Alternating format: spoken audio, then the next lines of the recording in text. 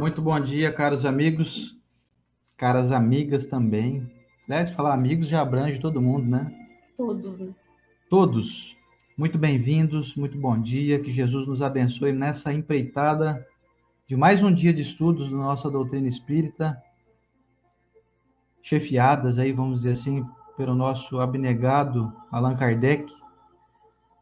Meu nome é Oceano Vesque, aqui ao meu lado é Estela Onishi. Estamos aqui nesse singelo trabalho de levar a doutrina espírita aos lares e às mentes das pessoas que queiram. Fica o nosso convite para que vocês estejam à vontade para estarem conosco nessa manhã.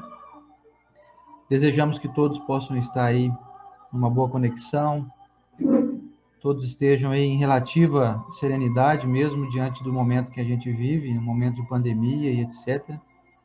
Mas não esmoreçamos. Quero deixar aqui inicialmente a minha homenagem hoje aqui, antes de passar para a Estela, a pessoas muito queridas do nosso coração. Hoje, em especial, a 3 pessoas, aliás, a 4 pessoas. Primeiramente, um casal de amigos meus, que tem um grande carinho, grande respeito, que retornaram ao mundo dos espíritos através, vamos dizer assim, do motivo, né, do Covid, que é apenas um motivo para a gente retornar ao mundo dos espíritos, que é a Claudineia Jussiane Sejane, uma amiga muito querida, e seu marido, seu esposo, Mauro Sejane. Gostaria de pedir a todos vocês que estão aqui junto com a gente para anotarem esses nomes aí e, se puderem, fazer uma prece, dedicar um minuto de oração aí, a gente agradece muito. Ao Claudinei de Maura também, que foi meu paciente de fisioterapia, que também desencarnou por Covid, aí recentemente, aí uns dias atrás. E nessa noite dessa segunda-feira, o nosso querido Antônio Alcântara Conter, grande palestrante aqui de Rio Preto, de toda a região, uma pessoa muito conhecida e muito querida por todas as casas espíritas aqui, também retornou ao mundo dos espíritos nessa noite, mas por volta de umas 10 e meia da noite dessa segunda-feira. Então fica o meu registro, meu carinho a essas 4 pessoas que tive aí convivência, amizade e vou morar para sempre no meu coração. Então, quem puder fazer uma prece, direcionar esses 4 nomes, eu vou ler de novo aqui, ó. A Dulcineia Jussiane Sejane, Mauro Sejane, o Claudinei de Maura e o Antônio Alcântara Conter. Depois eu vou pedir para a Rosana Bertuga, que falou comigo agora há pouco aqui, passar o nome também do... É o primo dela, né? Ô, Rô, depois passa para a gente o nome do teu primo também. Desencarnou essa noite também. E a Silvana Bessa Ferraz está pedindo aqui orações ao primo dela, o Irineu Verde, que está na UTI também com Covid. Depois, conforme for, vocês vão passando os nomes aqui nos comentários, a gente vai, na medida do possível, nós vamos anotando, nós vamos dando um jeito aqui, tá, gente? Mas o meu bom dia é com a satisfação de estarmos aqui, nessa manhã de terça-feira, dia 26 de janeiro de 2021, nesse momento 8 horas e 8 minutos, com o bom dia da Estela Onishi para nós. Bom dia, pessoal. É um prazer estar com vocês aqui mais uma terça-feira, mais um pouquinho do Evangelho entrando em nossa vida. É muito feliz saber que vocês estão buscando Jesus junto conosco e buscando Jesus de uma maneira assim, buscando entendimento que nos leva ao alto. Que fiquem dúvidas em nossa mente, isso não é ruim. Que fiquem perguntas, porque isso faz a gente buscar ainda mais. Jesus abençoe a todos, esses lares que o Oceander citou agora, que ficou aí um buraco de saudade, que nossos benfeitores amigos possam visitar cada ente querido que aqui ficou e que partiu, e eles fazem isso como uma tarefa que eles gostam de fazer, brilhante, mas que possamos sentir, que eles possam ser sentidos em cada lar. Cada pessoa aqui dessa corrente que tem alguém que está vibrando pela cura física, a cura espiritual de alguém, que passe pela sua mente, pelo seu pensamento, essa pessoa, para que essa corrente possa chegar de alguma maneira e ela possa se beneficiar. Jesus abençoe a nós todos. Vamos lá, então. Pessoal que quiser se conectar, aquela pessoa que está batendo forte em seu pensamento, Tô vendo a Rosimeire Otávio aqui, dizendo que faz 7 anos do desencarne do esposo dela. Com a queda do desabamento da barragem de Brumadinho e 11 corpos que ainda não foram encontrados. É muita dor, não é? Então, se você estiver nesse momento querendo se conectar a alguém, mandar um conforto para alguém desencarnado ou encarnado, vamos todos nessa corrente, pegar um pouco dessa energia que passa primeiramente por nós e que a gente pode emanar aí para frente. Vamos lá, então?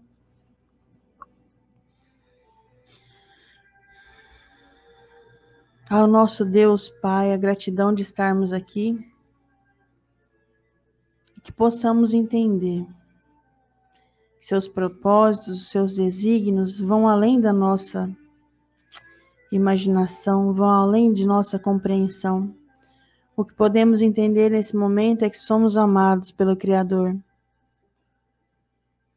Mestre Jesus, obrigado por enviar a nossa residência, a residência de todos aqui que estão tentando estudar a sua mensagem, benfeitores amigos, benfeitores que têm como objetivo principal de existência fazer o bem, nos auxiliar, nos amparar. Abençoados somos, Senhor, de encontrar nessa corrente tantos encarnados interessados como nós e desencarnados também que nem podemos enxergar, mas que podemos sentir.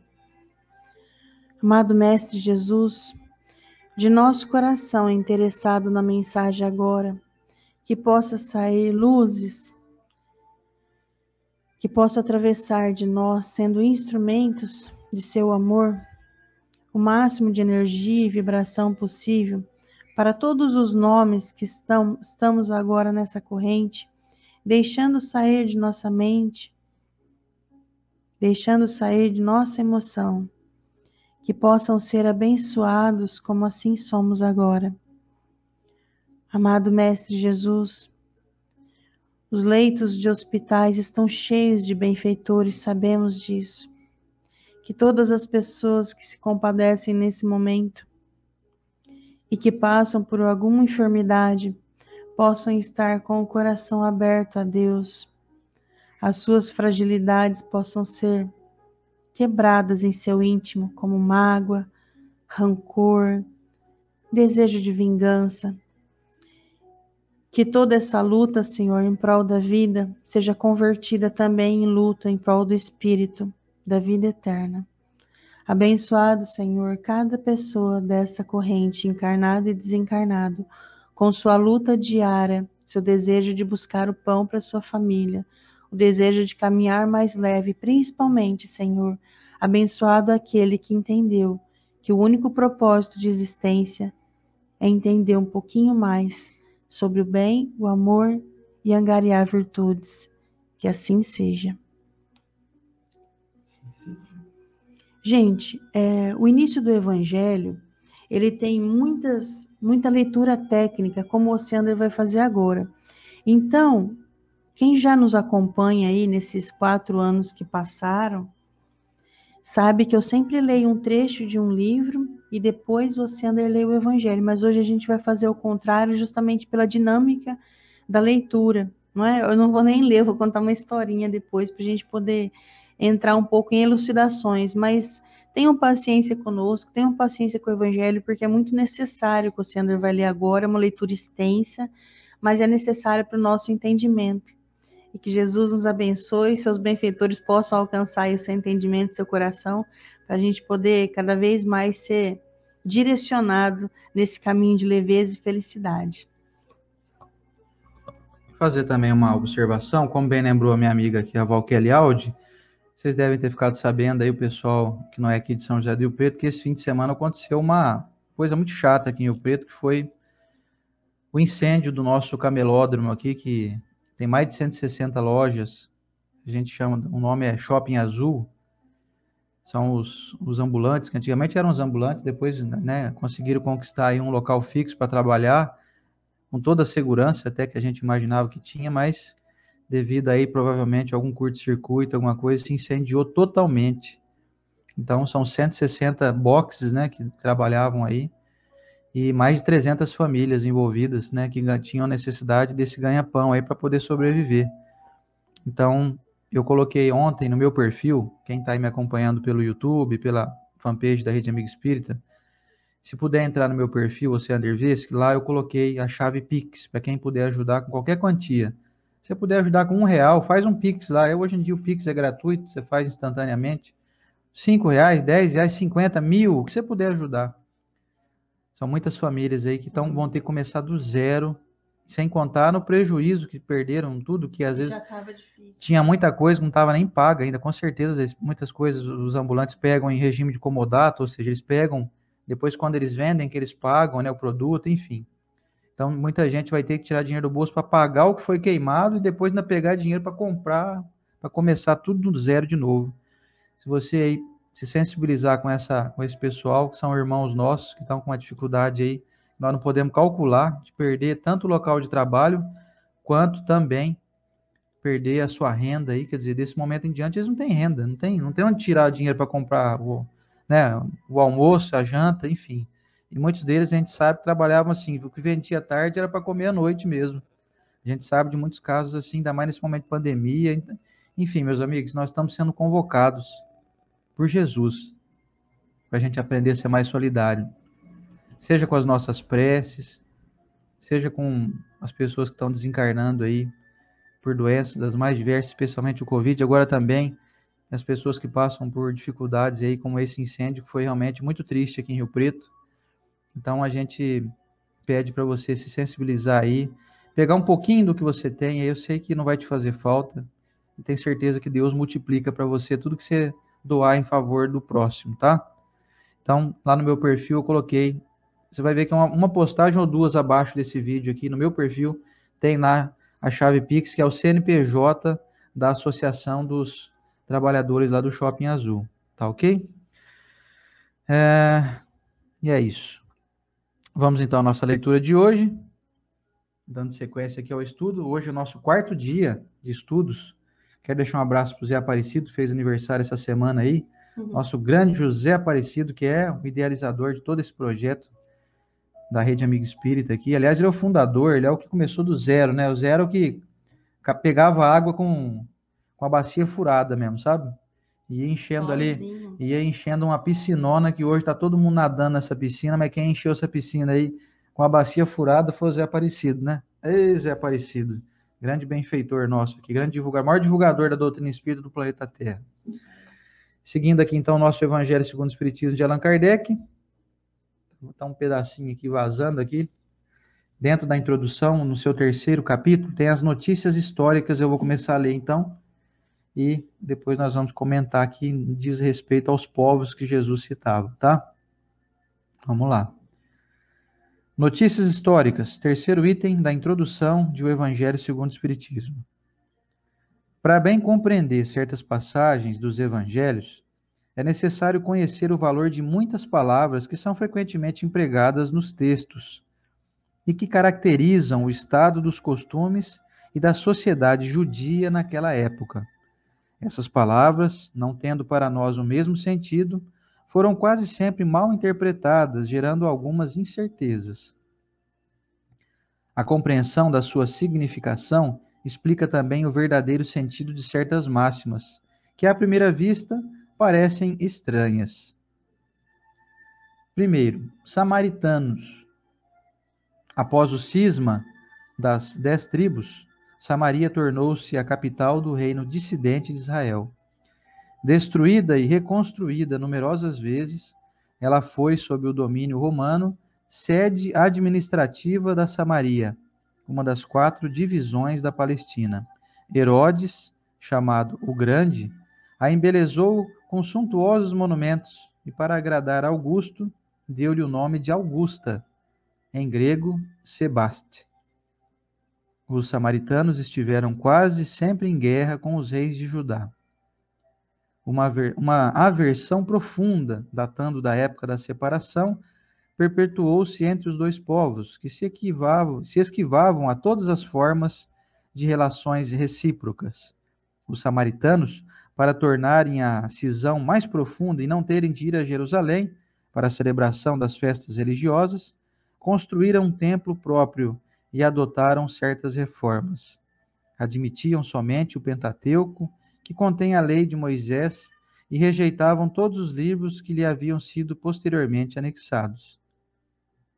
Seus livros sagrados eram escritos em caracteres hebraicos da mais alta antiguidade. Para os judeus ortodoxos, eles eram heréticos e por isso mesmo eram desprezados, anatemizados e perseguidos. O antagonismo das duas nações tinha, portanto, como único princípio a divergência de opiniões religiosas, embora suas crenças tivessem a mesma origem. Eles eram os protestantes da época.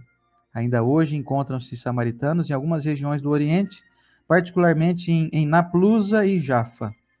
Observam a lei de Moisés com maior rigor do que os outros judeus e só se casam entre eles. Nazarenos, nome dado na antiga lei aos judeus que faziam votos por toda a vida ou por algum tempo de conservar-se em pureza perfeita. Adotavam a castidade, a abstinência de bebidas alcoólicas e não cortavam os cabelos. Sansão, Samuel e João Batista eram nazarenos. Mais tarde, os judeus deram esse nome aos primeiros cristãos por alusão a Jesus de Nazaré. Esse foi também o nome de uma seita herética dos primeiros séculos da era cristã, que, à semelhança dos ebionitas, dos quais adotara certos princípios, misturava práticas mosaicas aos dogmas cristãos. Essa seita desapareceu no IV século. Publicanos.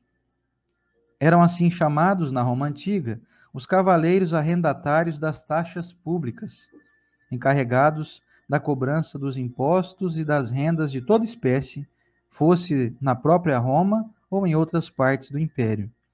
Assemelhavam-se aos fermiers généraux, ou arrendatários gerais, e aos traitantes, que são os contratantes do antigo regime na França, e aos que ainda existem em algumas regiões. Os riscos a que estavam sujeitos faziam que se fechassem os olhos para o seu enriquecimento, que, para muitos, eram produtos de cobranças e de lucros escandalosos. O nome de publicanos foi estendido mais tarde a todos os que lidavam com o dinheiro público e aos seus agentes subalternos. Hoje a palavra é tomada em sentido pejorativo para designar os negocistas e seus agentes pouco escrupulosos. Às vezes dizemos ávido como publicano, rico como um publicano, referindo-nos a fortunas de má procedência. Durante a dominação romana, foi o imposto o que os judeus mais dificilmente aceitaram e o que mais causava irritação entre eles. Provocou numerosas revoltas e foi transformado numa questão religiosa, porque era considerado como contrário à lei. Chegou-se mesmo a formar um partido poderoso que tinha por chefe um certo Judas, chamado o Gaulonita, que estabelecera como princípio o não pagamento do imposto. Os judeus tinham, portanto, horror aos impostos e, por consequência, a todos os que se encarregavam de arrecadá-lo. Esse é o motivo de sua aversão pelos publicanos de todas as categorias, entre os quais podiam encontrar-se pessoas estimáveis, mas que, em virtude de suas funções, eram desprezadas, juntamente com as pessoas de suas relações, todas confundidas na mesma repulsa. Os judeus bem considerados julgavam comprometer-se tendo relações íntimas com eles. Peageiros eram os cobradores inferiores, encarregados de receber a peagem, ou pagamento, para a entrada nas cidades. Suas funções correspondiam mais ou menos à dos funcionários aduaneiros e dos cobradores de taxas sobre mercadorias. Sofriam também a reprovação aplicada aos publicanos em geral. É por essa razão que encontramos frequentemente no Evangelho o nome de publicano ligado à designação de gente de má vida. Essa qualificação não se referia aos dissolutos e aos vagabundos. Era uma expressão de menosprezo, sinônimo de gente de má companhia, indigna de relações com gente de bem. Fariseus, do hebraico parask, divisão, separação. A tradição constituía parte importante da teologia judaica. consistia na reunião das interpretações sucessivas dadas aos trechos das Escrituras, que se haviam transformado em artigos de dogma. Isso era, entre os doutores, motivo de discussões intermináveis, na maioria das vezes sobre simples questões de palavras ou de formas, à semelhança das disputas teológicas e das sutilezas da escolástica medieval. Daí surgiam diferentes seitas, que pretendiam cada qual o monopólio da verdade e, como acontece quase sempre, detestando-se cordialmente entre si. Entre essas seitas, a mais influente era a dos fariseus, que tinha Hilel como chefe, doutor judeu nascido na Babilônia, fundador de uma célebre escola onde se ensinava que a fé só era dada pelas Escrituras. Sua origem remonta aos anos 180 ou 200 a.C. Os fariseus foram perseguidos em diversas épocas, notadamente sob o domínio de Hircânio, sumo pontífice rei dos judeus, e sob o domínio de Aristóbulo e Alexandre, reis da Síria. Não obstante, como este último lhes restitui as honras e os bens, como este último lhes restituiu as honras e os bens, eles recuperaram o poder, conservando-se até a ruína de Jerusalém, no ano 70 da era cristã, quando então o seu nome desapareceu em consequência da dispersão dos judeus. Os fariseus desempenhavam um papel ativo nas controvérsias religiosas, observadores servis das práticas exteriores do culto e das cerimônias, tomados de ardoroso proselitismo, inimigos das inovações, afetavam grande severidade de princípios, mas, sob as aparências de uma devoção meticulosa, escondiam costumes dissolutos, muito orgulho e, sobretudo, excessivo desejo de dominação. A religião para eles era mais um meio de subir do que um objeto de uma fé sincera. Tinham apenas exterioridades e ostentação de virtudes, mas com isso exerciam grande influência sobre o povo, passando para este como santos personagens.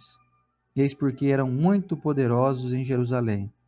Criam, ou pelo menos professavam crer, na providência, na imortalidade da alma, na eternidade das penas e na ressurreição dos mortos. Jesus, que acima de tudo prezava a simplicidade e as qualidades de coração, que preferia da lei o espírito que vivifica à letra que mata, entregou-se durante toda a sua missão a desmascarar essa hipocrisia e, em consequência, os transformou em seus inimigos encarniçados. Foi por isso que eles se ligaram com os príncipes dos sacerdotes para revoltar o povo contra ele e fazê-lo sacrificar. Vamos parar por aqui depois? A gente continua? Você quer comentar um pouquinho ou não? A gente continua adiante. O que você acha? Vamos continuar. Vamos? O pessoal tá... Ninguém saiu, não. Então vamos lá. Vamos seguir aqui adiante. É mais outro tanto desse? É, mais ou menos, um pouco menos agora. Agora vem os escribas, nome dado a princípio aos secretários dos reis de Judá e a certos intendentes dos exércitos judeus. Mais tarde, essa designação foi aplicada especialmente aos doutores que ensinavam a lei de Moisés e a interpretavam para o povo. Faziam causa comum com os fariseus, participando dos seus princípios e de sua aversão aos inovadores. Por isso, Jesus os envolve na mesma reprovação. Sinagoga, do grego sunagoge, assembleia, congregação. Só um templo existia na Judéia, o de Salomão, sito em Jerusalém, onde se celebravam as grandes cerimônias do culto. Todos os anos, os judeus se dirigiam a ele em peregrinação para as festas principais, como a de Páscoa, a da dedicação e a dos tabernáculos. Foi nessas ocasiões que Jesus fez numerosas viagens a Jerusalém. As demais cidades não tinham templos, mas sinagogas, edifícios em que os judeus se reuniam aos sábados para fazerem suas preces públicas sob a direção dos anciãos, dos escribas e dos doutores da lei. Ali se faziam também leituras dos livros sagrados, seguidas de comentários e explicações. Cada um podia participar, e foi por isso que Jesus, sem ser sacerdote, ensinava nas sinagogas aos sábados. Depois da ruína de Jerusalém, da dispersão dos judeus, as sinagogas nas cidades em que passaram a residir de templo para a celebração do culto. Saduceus, seita judia que se formou por volta do ano 248 a.C., assim chamada em virtude do nome de seu fundador, Sadoc.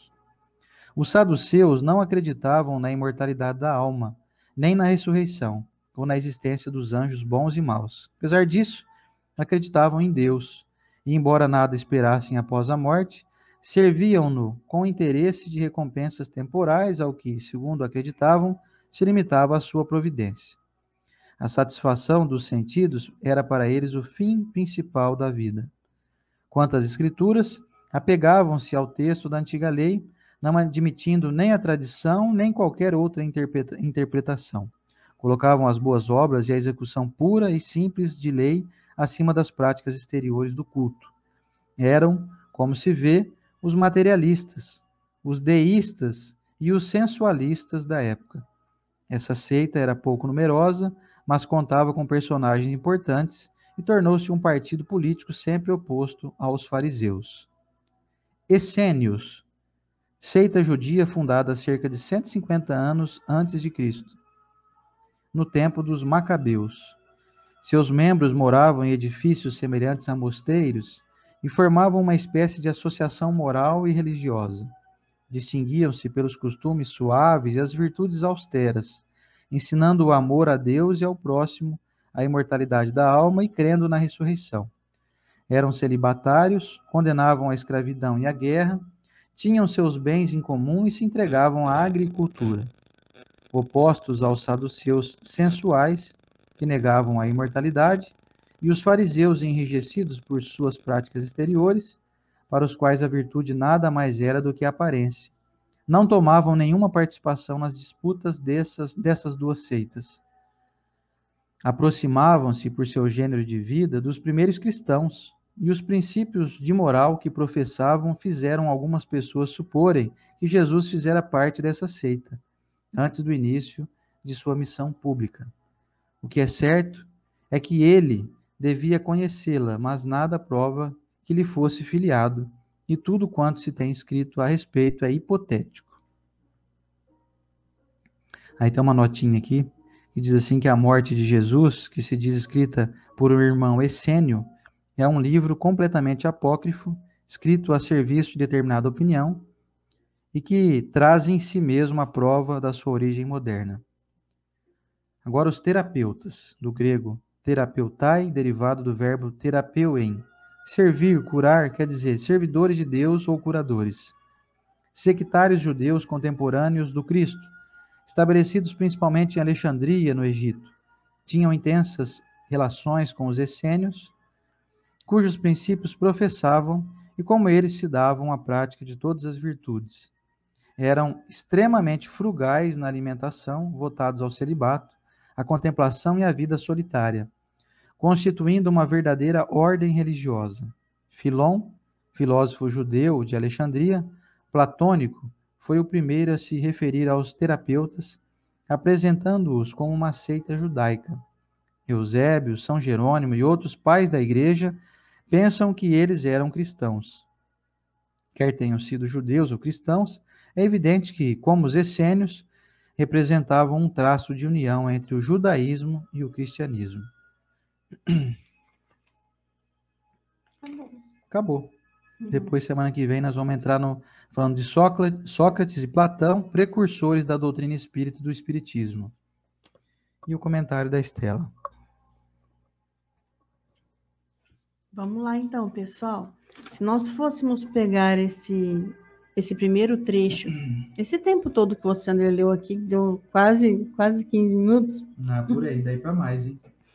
Se fosse pegar ao pé da letra, nós não iríamos conseguir refletir como o Evangelho tem o objetivo de refletir, que é sobre a nossa vida. Então, vamos fazer de maneira geral. Cada nome que foi lido aqui com sua explicação não vai fazer muita diferença na sua vida se a gente começar a explicar novamente. Então vocês entenderam? Olha aqui, o samaritano era assim, o publicano era assim. Esse geral não foi colocado também à toa no Evangelho. Será porque Kardec colocou então? Porque todas as vezes que vai citar uma passagem de Jesus, uma parábola, ele vai citar quem falou. Quem falou foi um saduceu, quem falou foi um samaritano. Então aí a gente vai saber do que se trata, porque ser isso já era carregado de algo. Então, vamos colocar aí no montante. Por acaso, hoje, vocês conhecem alguma religião de fariseus? Você frequentou uma sinagoga? O que acontece é que a gente viu que as crenças que não são sustentadas no amor, elas não ficam, elas estão ficaram tudo para trás. E quem que restou? Deveria então todo mundo se chamar de Nazareno? Não, porque eles também tinham algumas coisas, como o próprio João Batista, que Jesus falava que dentre os homens, aí a gente tem Humberto de Campos no livro Boa Nova, trazido para as mãos de Chico, e tantos outros dizeres na Bíblia você encontra que Jesus falou dos nascidos de homem, João Batista é o maior. João Batista era nazareno. E sendo nazareno, ele não cortava cabelo, ele não tinha ali, vamos colocar entre aspas, os seus rituais, que hoje a gente vê que era uma inocência dele, que o coração dele era um verdadeiro cristão. Mas dentre esses rituais, vai se perdendo ao longo do caminho. Então, hoje nós não temos mais os nazarenos, nós temos os cristãos. Pegamos todos aqueles rituais, aquelas coisas que não fazem sentido. Por que não faz sentido? Pela coerência da vida, pela lei do progresso, pelas dúvidas que vão sendo criadas na sua mente. Como hoje, por exemplo, se chega uma vozinha, um vozinho em nós e diz assim que leite com manga faz mal. Porque naquela época não tinha internet para a pessoa pesquisar na hora, leite com manga. Componentes químicos, ciência, doutrina espírita é isso. Não é o tríplice aspecto da doutrina, filosofia, religião e ciência. Então a gente pega o leite com manga faz mal. Por que eu estou dizendo isso? Porque eram, entre aspas, inventados, como os mitos. A gente inventava algo para poder se beneficiar, porque nós sabemos que todos os problemas da Terra vêm do egoísmo. Então, quem que se beneficiou na vida de leite com manga faz mal? Os senhores, né? Aquela época feudal que tinha escravos, e eles se alimentavam muito de leite. E quando era época de manga, eles viam que os escravos comiam muita manga, então eles economizavam leite. Como? Dizendo para eles que ou você come manga ou você toma leite. Só que o que acontece? Vai passando o tempo, nós vamos descobrindo por meio da ciência, de experimentos até caseiros, porque ciência é experimento. Mas sem o Google mesmo, a pessoa quer saber, eu gosto de leite, eu gosto de manga, vou bater o Sander bateu essa mistura no liquidificador, ele quase matou a avó dele, do coração, na hora que ele tomou a mistura. Não, na verdade foi assim, eu mordi a manga e tomava o leite junto. Aí eu mordi a manga e tomava, minha avó quase morreu, quase infartou. Tadinha, por quê? Porque ela se limitou ao conhecimento e vai passar para as gerações. Só que nós estamos em uma geração agora, isso é citado em vários livros da obra de André Luiz com Chico Xavier, da vida no mundo espiritual, que estamos em uma era de intelecto. O Caminho, Verdade e Vida também, esses tempos a gente estudou uma passagem dessa. Estamos em uma era de informação. Então, não se limite nas informações. Aí nós vemos aqui que há 2000 anos atrás, na época de Jesus, tinha essas separações. Alguém aí percebeu alguma separação que hoje ainda acontece? Acontece. Então, nós temos que afunilar essas separações a ponto de chegar onde? Onde Chico Xavier respondeu para nós, qual a religião verdadeira? Vai ser a religião da fraternidade. Então, vai ficando essas separações de lado. Vamos colocar aqui o porquê que a gente tem que entender também esse pessoal todo aí, que era a época de Jesus. Era como se ele falasse assim, bom, como é que eu vou explicar para esse povo que um corintiano e um palmeirense são irmãos? Como é que eu vou explicar para esse povo que aquela briga política ali, ó, a briga política não pode interferir na vacina, né? A gente tem que tomar vacina. Não deveria interferir, né? Infelizmente. E aí a gente vê que hoje ainda existem separações tão incoerentes quanto na época. Ah, por que você não gosta do fulano ali? Ah, porque o fulano é cobrador de impostos. Hoje não temos as pessoas que trabalham no serviço público. Eu conheço um amigo, amo ele, o Sander também, é o nosso amigo Leandro, ele trabalha na Caixa, e o serviço dele é cobrar empresas. Ele deve ser odiado? Então, se tiver a mesma ignorância da época, sim. Porque os publicanos eram odiados. E é claro que eles tinham métodos de cobrança muito piores que o de hoje. De hoje fala assim, ó, liga para a pessoa 10 vezes que vai ser uma tortura. Na época era chicotada. Era amarrar ele em praça pública para expor ele que ele era um devedor. Então, o que acontece? Por que eu estou dizendo isso? Vamos colocar uma passagem de Jesus que a gente encontra em Lucas, capítulo 10, versículo de 25 a 37, que é o bom samaritano. Quem aí já ouviu?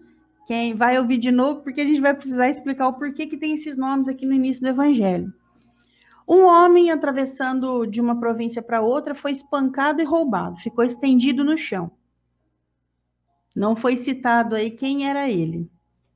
Importante é saber que ele estava ali estendido no chão. E aí, então, passou por ele um sacerdote. Quem era um sacerdote? Como o Sander leu aqui, alguns. Era conhecedor da lei de Deus, mas não tinha nenhum pingo de amor no coração. Olhou aquele cidadão no chão, de cima do seu cavalo, prosseguiu viagem. Depois passou ali na frente um levita, que também era o ajudante do sacerdote, que também vivia ali na sinagoga, sabia as escrituras. Passou reto também. E quem que parou? Um samaritano.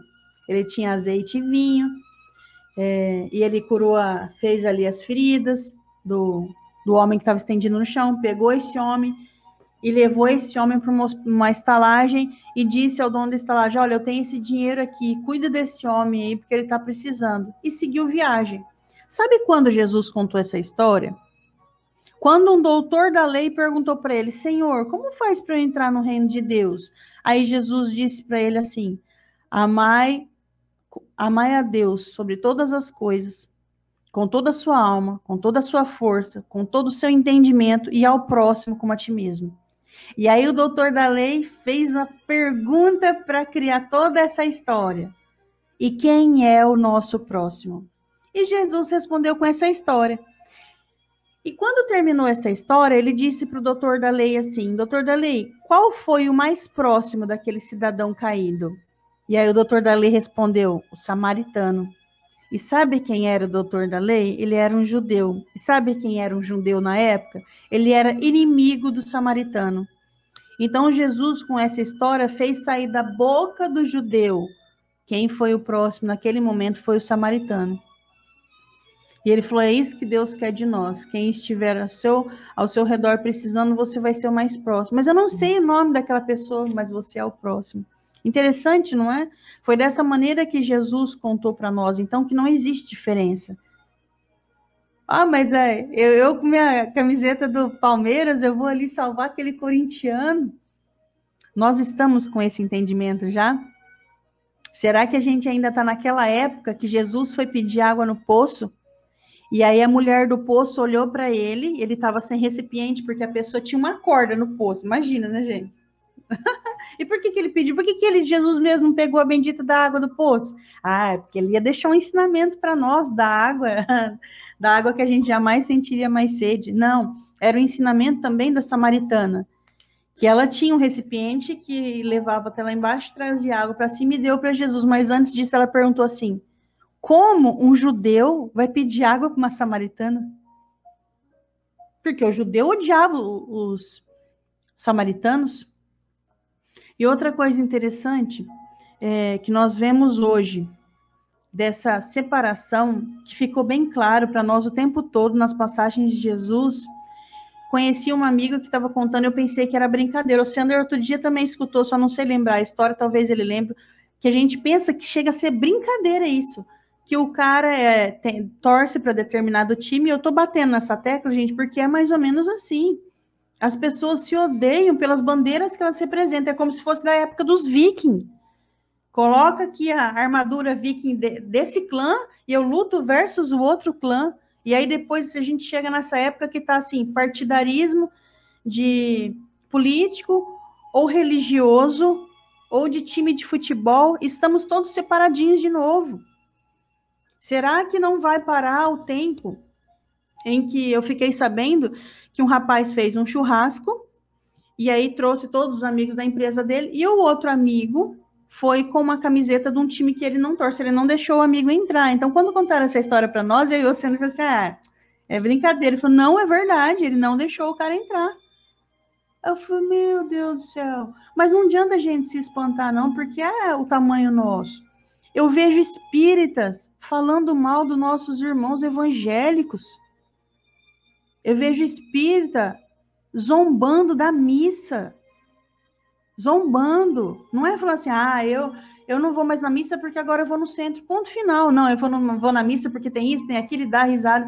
Será que não leu o livro Libertação, no qual Chico Xavier, isso também a gente vê Ramiro Gama contando, né, que Chico presenciou a missa tão lindamente, mas aí a gente vê no livro Libertação André Luiz trazendo para nós a mensagem que tinha ali naquela missa.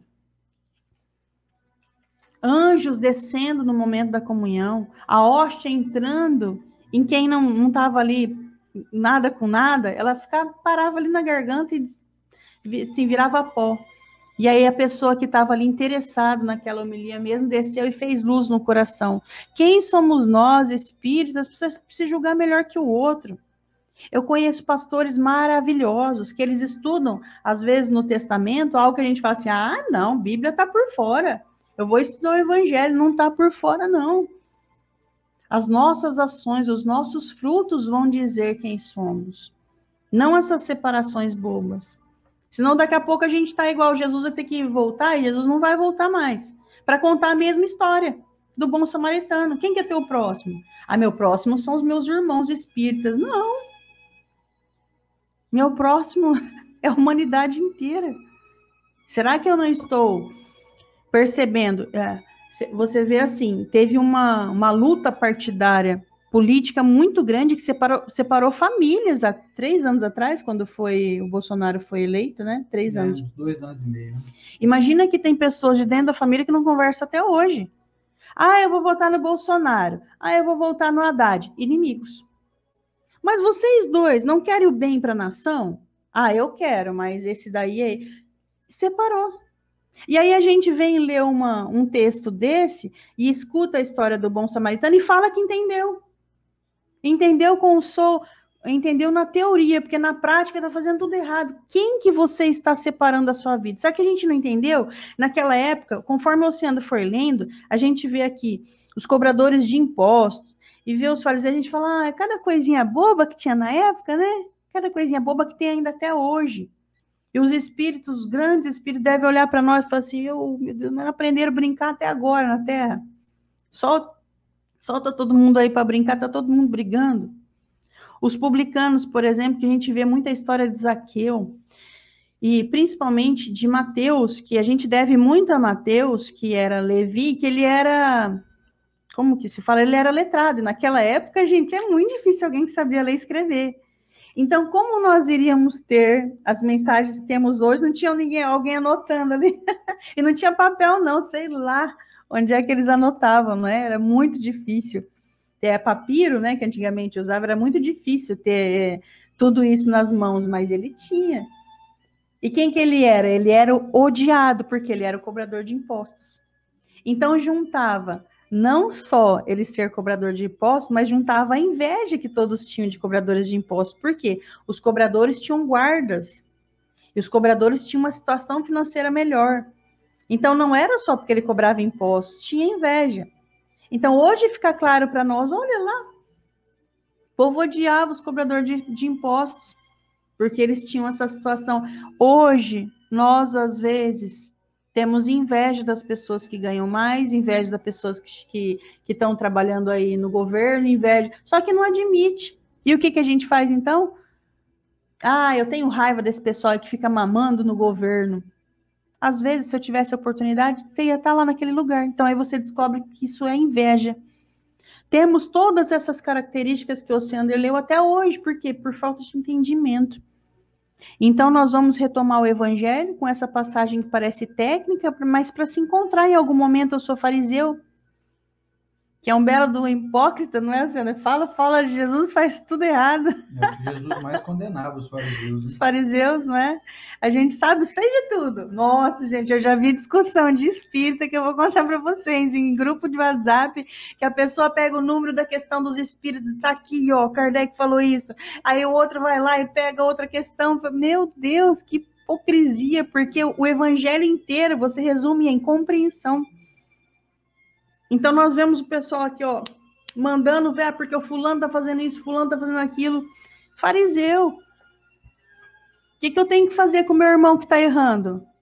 A mesma coisa que um benfeitor tá fazendo com ele, continua amando.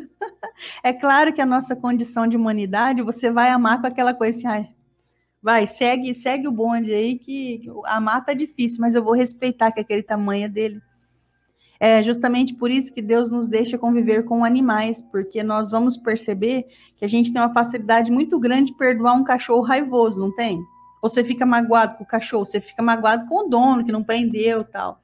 Mas com o cachorro não, por quê? Porque sabemos a condição daquele cachorro. Ele avança, ele é bravo, não é? Então, e às vezes nós convivemos com pessoas que ela tem essa mesma condição, só que ela está vestida de humana. Claro que ela não tem a condição de um cão, mas ela tem algumas características que nós já não temos mais. Fala, poxa, eu não faço isso que essa pessoa faz. Então tá, então tenha mais paciência com ela. Sabe por quê? Porque o mais forte auxilia o mais fraco. Na natureza é assim. Por quem que você está auxiliado nesse momento? Ah, eu estou auxiliado pelo oceano. Não, você está auxiliado pelo benfeitor. Nós somos humanos, eles são muito maiores que nós. E imagina se os benfeitores olhassem assim, Deus me livre essa Estela. Longe de mim, ó, longe. Os benfeitores não iam ficar perto de ninguém. Porque nós temos pensamentos ruins. Nós julgamos, nós condenamos com uma facilidade que se tivesse um cedro materializava na frente de todo mundo, assim, todo mundo tem um cajado divino aí. E é isso aí, pessoal. Eu acho que eu já comentei o necessário, mas para que a gente possa ler e reler realmente as obras de Jesus e pensar com muita coragem onde eu me identifico aí. Não, Sandra. Pois é, legal de Kardec trazer essa descrição dos povos da época que são citados no Novo Testamento. É porque se a gente não souber quem é quem, a gente fica sem entender o que está acontecendo. Então, se eu ouvir falar, por exemplo, de um indivíduo que é alemão, mas você não faz ideia que a Alemanha, por exemplo, fica na Europa. Se eu ouvir falar, por exemplo, que o indivíduo é do Belém do Pará, por exemplo, como a nossa amiga Nasa, você fala, Pará, onde que é Pará? Será que ela é perto do Rio Grande do Sul? Será que é perto da Argentina? Aliás, onde que é a Argentina? Então a gente tem que saber as coisas, assim, tem que saber dar nomes e saber, como Kardec bem descreveu aqui, das virtudes e das desvirtudes desses povos, né? Então a gente destaca, por exemplo, os samaritanos, que eram considerados um povo um pouco mais fechado, era um pessoal que eram considerados até heréticos, né? A palavra herético vem de heresia, um indivíduo que não crê muito nas escrituras, que ele contesta, que ele acaba formando uma pequena comunidade, um grupo privado. Então, os samaritanos eram um povo mais fechado, eles casavam entre eles, era um povo mais assim. Eles não aderiam muito fácil, não vem com imposição, não, que nós aqui a coisa é diferente, sabe? Então é bacana também saber disso, dessas questões particulares, esses pormenores, né? Os nazarenos, né, eram considerados o pessoal casto e puro, que até o Luciano Praciano me zoou aqui, falando que eu era nazareno. Ah, tomara que sim, viu, Lu? Bem que eu queria mesmo ser algum nazareno aí, mas eu tô longe, viu, Lu? Ai, bondade tua, meu amigo, mas eu tô Não, se a gente longe. fosse escolher uma bandeira agora... Se eu pudesse escolher para ser um nazareno, como eu tô vendo aqui a minha amiga Ana do Nazaré, que tá aqui, ó. A Ana do Nazaré já é quase uma nazarena, né, Ana? Aqui, ó. Vou até comentar aqui, vou colocar o comentário dela aqui. A Ana já é do Nazaré, já, ó. Quase nazarena também, né, Ana? Os nazarenos eram os puros, né? O pessoal mais regrado, o pessoal mais assim disciplinado, né? Mais castos, mais puros. Os publicanos, né? Quando vai falar de publicano é o pessoal que vem cobrar imposto, quer dizer, acaba enriquecendo ilicitamente. Parece que a gente conhece um pouco disso observando os nossos políticos hoje em dia, né? Aliás, desde sempre, não só os políticos de hoje em dia, mas os políticos desde o início dos tempos. Eu acho que os publicanos acabaram se transformando nos políticos, viu, do mundo, viu? Mundo afora. Então, o pessoal extremamente tinha repulsa por eles. O povo fala, ih, lá vem esse pessoal cobrar a gente. E eles sempre cobravam um pouquinho a mais, pegavam um pouquinho para eles, aí repassavam uma pequena parcela para Roma, né, que antigamente Roma que dominava o mundo, né, o Império Romano. Então, os publicanos eram semelhantes até aos chamados peageiros, como diz aqui também. Os peageiros eram os aduaneiros, os que cobravam dinheiro para você poder entrar nas localidades. Por exemplo, para entrar na cidade, você tinha que pagar pedágio. Para quem você pagava? Os peageiros, que eram muitas vezes associados aí aos publicanos. Esse pessoal aí que é ávido por dinheiro, por enriquecimento ilícito, quer dizer, não estou nem aí que você está na miséria, me paga o imposto aí, se você não pagar, a gente te prende, manda matar a tua família, queima a tua casa e por aí afora. Os fariseus, acho que foram os povos mais criticados por Jesus, né? Os chamados hipócritas, as pessoas que ostentavam, como eu até descrevi aqui, são os inimigos das inovações, um pessoal que vivia de aparência, um pessoal que queria demonstrar virtude através de uma certa prepotência, de uma vaidade excessiva, e que falavam muito de si. A gente sabe que hoje em dia isso é uma das facetas do orgulho. Quando eu falo muito de mim, você viu, Estela, como é que você sabe que eu sou inteligente, né? Você sabe que eu estudei muito, eu sou uma pessoa muito letrada e tal. Eram pessoas que faziam questão de demonstrarem as suas capacidades, e às vezes muitas delas eram pura hipocrisia, eram mentira. Conhece alguém assim hoje? Não tem mais. Quase não tem. Lá atrás, lá. Pois é, quase não tem, mas assim, os chamados fariseus eram os chamados hipócritas mesmo. Era um indivíduo, como diz o ditado popular, né? Como é que o pessoal fala? Come mortadela e arrota presunto, né? Mais ou menos assim. É um termo meio bobo esse, mas vocês vão entender o que eu estou querendo dizer. É o mitidão, o cara que se acha o tal e que divulga mesmo as suas virtudes e, aliás, ele cria as suas virtudes mentalmente, na verdade não as tem, mas faz questão de exibir. E aí Jesus, sabendo dessa característica, já fazia questão de os criticar, mas não com interesse de os menosprezar ou de trazer condenação às pessoas, e sim, Jesus sempre criticava os atos, né, os hábitos infelizes. Então, os fariseus, assim, Jesus os amava, com certeza. Aliás, não tem quem Jesus não ame, mas Jesus não poderia deixar de citá-los por essas características que eram peculiares a eles. Os escribas eram considerados os secretários, né, dos reis, eram intérpretes das escrituras e eram aliados dos fariseus. Então, assim, o pessoal também não gostava muito dos escribas, não.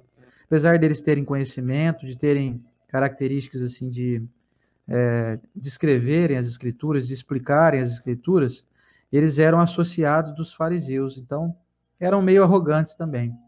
Por isso que tem que ser dado nomes aos bois aqui. A sinagoga, então, era, portanto, o Templo de Salomão. Aliás, era uma, vamos dizer assim, era uma extensão do Templo de Salomão, que o pessoal não podia ir lá com frequência, porque era um local longe, tudo mais difícil acesso. Então, criavam-se as sinagogas, que eram como se fossem extensões. Eram, vamos dizer assim, filiais, sucursais. Aliás, a filial seria, então, seria o templo, né? A sinagoga era como se fosse a matriz seria o templo, né? São filiais. São filiais, exatamente. Eu me confundi aqui. As sinagogas são filiais do templo, ou seja, locais onde se reuniam as pessoas para orarem e tudo mais. Os saduceus era o pessoal considerado assim, ou como hoje a gente considera os materialistas, as pessoas excessivamente apegadas à matéria, à sensualidade, não acreditavam em imortalidade. Para eles é assim, vamos aproveitar tudo, tem que aproveitar agora, porque não vai dar tempo, porque a vida é uma só e sensualidade comia solto mesmo, corria solto. Mas ficou naquela época eles, não pois existe, hoje não tem mais, ainda bem, né? Ninguém mais, não tem nenhum artista que divulga sensualidade, nada, nem uma música provocante, clipes sensuais. Isso não existe mais hoje em dia, né? Hoje todo mundo aqui é muito casto, muito bondoso, todo mundo muito puritano, né? E os essênios eram, então, o pessoal que mais se aparentavam, mais se assemelhavam aos cristãos, né? O pessoal que... Não, os essênios? Sim. Ah, tá. Sim, eles gostavam de compartilhar entre eles as coisas, eles se ajudavam mutuamente, como diz o texto aqui, ó. Moravam em edifícios semelhantes a mosteiros e formavam uma espécie de associação moral e religiosa. Eles eram contra os fariseus também, né? Distinguiam-se pelos costumes suaves e virtudes austeras, ou seja, tinham virtudes, mas eram muito firmes nas virtudes que eles pregavam ali. Ensinando o amor a Deus e ao próximo, a imortalidade da alma e crendo na ressurreição. Eram celibatários, condenavam a escravidão e a guerra, tinham seus bens em comum e se entregavam à agricultura. Quer dizer, eles eram agricultores, trabalhavam em conjunto mesmo, era um pessoal que se unia, tinha uma força ali de união e já trazia o ensinamento de Cristo. Antes mesmo, aí 150 anos antes da chegada de Jesus, eles já estavam divulgando o amor a Deus e ao próximo. Então, vamos dizer assim, que já estavam sendo inspirados aí pelo alto e talvez não percebiam, né, claramente isso. E tanto que o pessoal, depois que Jesus surgiu, muita gente chamava Jesus de essênio. Falava, ele teve Jesus, esse Cristo, esse rapaz aí, ele é essênio, ele era confundido como essênios. E os terapeutas que faziam um negócio que eu acho muito bacana, da qual eu me identifico, vamos dizer assim, por eu também ser terapeuta hoje, na questão de união dos judeus com os cristãos, né? Então, muito bacana a busca por essa união. É muito interessante o pessoal que buscava curar as pessoas, eram os curandeiros e tudo mais, né? Os servidores de Deus ou curadores, como diz na palavra do grego aqui, terapeutai, né? Bacana saber disso. Então, são essas pessoas que Jesus citava nas suas preleções, nos seus ensinamentos, e que vale a pena a gente dar destaque a eles e recordar um por um aí, ok? Sei que não é um texto hoje muito gostoso, né, da gente estudar, vamos dizer assim, porque não tem muito ensinamento moral. O pessoal é muito generoso, tá tudo gostoso. Tô vendo o pessoal, tá tudo aqui ainda, nossa audiência aqui tá outra. Aí, ó, como diz a Ed Maria aqui, ó, come chuchu e arrota peru. Ei, boa descrição, que eu não tava lembrando aqui. É isso aí mesmo, o pessoal, né, os chamados fariseus aí. Enfim, gente, vamos finalizar aqui então hoje, tentando nos enquadrar com qual desses povos nós nos identificamos. Será que somos como aqueles hipócritas que querem demonstrar virtudes que não temos? Será que somos aqueles mais castos ou aqueles que levam uma vida excessivamente sensual e materialista? Vale a pena a gente pensar nisso, fazer uma autoanálise. Com quem será que eu me pareço mais, hein? Aliás, com quem será que as pessoas pensam com que eu me pareço mais? A opinião dos outros também vale, né? Tudo bem que a gente tem que ter a nossa opinião sobre nós, obviamente, mas vale a pena a gente fazer essa análise íntima, né? Vamos pensar nisso durante a semana. Que legal, a Cássia Cunha escreveu, nossa, achei super bacana, nunca assisti uma live explicando isso, gostei muito. Você vê, Cássia, como é que a gente perde, às vezes, questões do evangelho que a gente deixa de lado. A maioria de nós passa batido nessa introdução aqui de O Evangelho segundo o Espiritismo, já parte para o primeiro capítulo lá, e então a gente sempre tenta extrair aí as lições em torno de tudo que Kardec deixou para nós, que tudo é muito relevante, não existe nada que pode ser desconsiderado. A Carmen Vieira falou que começou do capítulo 1 no centro dela também. Pois é. E aí elas pularam essa parte. Então, pular isso aqui, assim, é perder fatos históricos que vale a pena a gente lembrar. Tenho certeza que vocês vão lembrar sempre dos essênios, que foi confundido Jesus com os essênios, quer dizer, então quando você ouvir falar a palavra essênio, você fala, Jesus foi confundido. Não, o Lu vai lembrar do Nazareno. O Lu vai lembrar que o Oceander parece o Nazareno. Quem me dera, só pelos cabelos, né, Lu? Os nazarenos eram carecas, Lu? O Lu falou que era por causa dos cabelos. Mas os nazarenos eram muito cabeludos, né? Jesus mesmo era muito cabeludo. Não, o Nazareno não podia cortar o cabelo. Pois é, então eu tô longe de ser nazareno, viu? Tô mais para esse povo aqui, viu? Tô mais pelos fariseus aí do que... Mas nós estamos na busca, né, gente? Quem não tem um pouquinho de fariseu, quem não tem um pouquinho aí de saduceu, de terapeuta, todo mundo tem um pouquinho. A gente tem que Publicano. Pois é, publicano, que anda cobrando coisa que não deve. Ai de mim. Mas a gente vai tentando se modelar aí pouco a pouco, potencializando as virtudes dos povos que tinham virtudes, né? Como a gente pega, por exemplo, aqui os essênios, que era um povo que trabalhava em comunidade, faziam... Né, hoje a gente pode usar aqui a agricultura como um exemplo para poder a gente trabalhar junto, vamos trabalhar junto aí, convidando aí como os terapeutas as pessoas a se unirem nas religiões, né, entre judeus e cristãos, quer dizer, hoje a gente pode se unir também com os nossos irmãos católicos, protestantes, sem nenhum problema, né, cada um na sua e todo mundo se respeitando e se gostando, isso é muito legal. E vamos à nossa prece de encerramento, que o nosso tempo já foi. Semana que vem, então, vamos falar de Sócrates e Platão, precursores da doutrina cristã e do espiritismo. Você sabia disso? Sócrates? Conta a fofoca espírita que existe entre Sócrates e Platão. Quem foi? Então, corre na boca miúda aí que Platão é uma das encarnações passadas do Chico Xavier. E, quem sabe, né? Não vamos discutir por isso, né? Se você não acredita nisso, não tem problema, gente. Nós não vamos brigar com você. Eu vou Mas vale a confessar, pena saber, né? eu confesso que eu creio. Eu creio também. Eu creio que o Chico foi Platão, sim. Mas quem não crê, nós não vamos brigar, não vamos querer te convencer. Não, você não crê, tá tudo certo, tá ótimo. O Chico Xavier não foi nada nas últimas encarnações. Ele nasceu Chico. Ele não nasceu Chico Xavier. Tudo bem, não tem problema. Aqui a gente não quer entrar em discussão. Tem muita discussão estéreo aí. Quem foi, quem não foi, quem deixou de ser, É enfim. desnecessário, só por curiosidade. Cada um crê no que quer. Eu creio.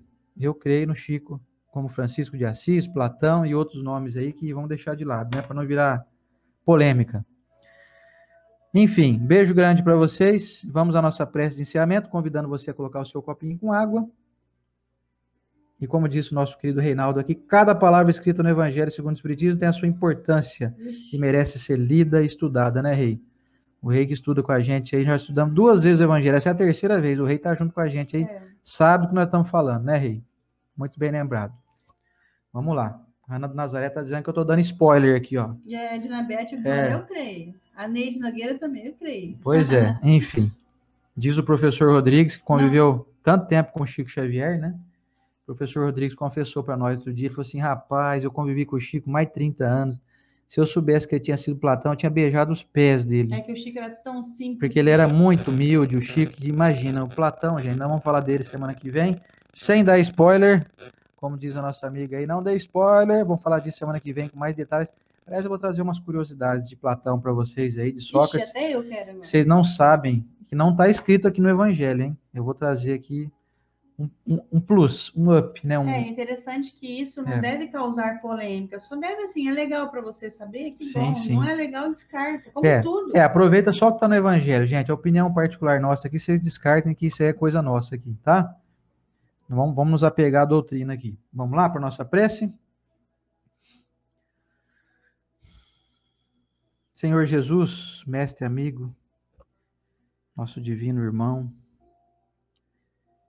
que nos orienta, nos governa, nos direciona, nos prepara o terreno para a nossa caminhada.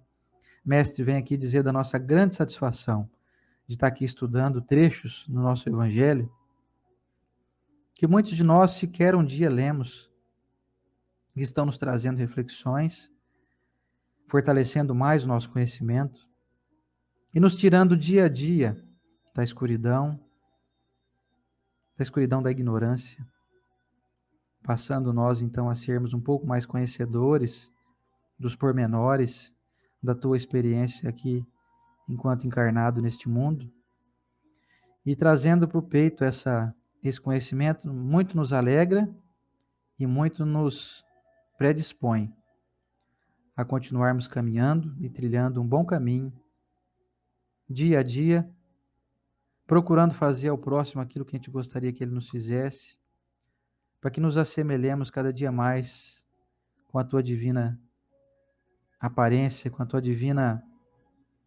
divino exemplo aqui entre nós. Senhor Jesus, fortalece em nós a fé de dias melhores que estão por vir.